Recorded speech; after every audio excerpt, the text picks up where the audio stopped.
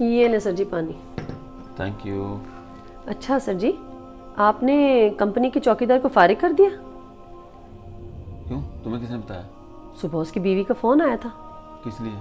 परेशान थी बेचारी, बता रही थी। तो जाहिर बात है, घर के कमाने वाले की नौकरी चली जाएगी तो घर में परेशानी तो आएगी। क्या कर सकते, मजबूरी है।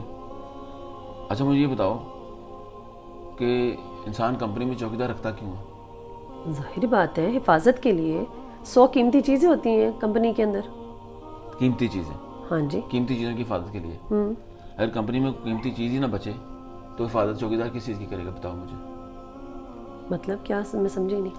हमारी कंपनी को नुकसान पहुंचा है अंदर के चोरों की वजह से। बाहर से तो किसी की आने की हिम्मत ही नहीं है। बाहर से तब कोई आएगा ना, अंदर कोई कीमती सामान होगा। तो मैंने इसलिए निकाला है, पहले मैं अंदर के चोरों की सफाई करूंगा और कंपनी को इस हालत तक लेके जाऊं कि कंपनी में कोई कीमती सामान तो हो जिसकी हिफाजत की जाए, जिसके लिए कोई चौकीदार की जरूरत पड़े। अगर कंपनी इस हालत तक पहुंच गई फिर रखूंगा चौकीदार, एक की बजाय 3 रख लूंगा। कंपनी को इस हालत तक तो पहुंचाऊं पहले। मसला बाहर का नहीं है, मसला इस वक्त अंदर का हमारा। इस वजह से जो गैर ज़रूरी लोग हैं उनको निकालना मेरी मजबूरी है। ठीक है, उनकी घर की मजबूरी है, लेकिन कंपनी की भी अपनी मजबूरी है। कंपनी नहीं होगी तो लोग कहाँ से होंगे?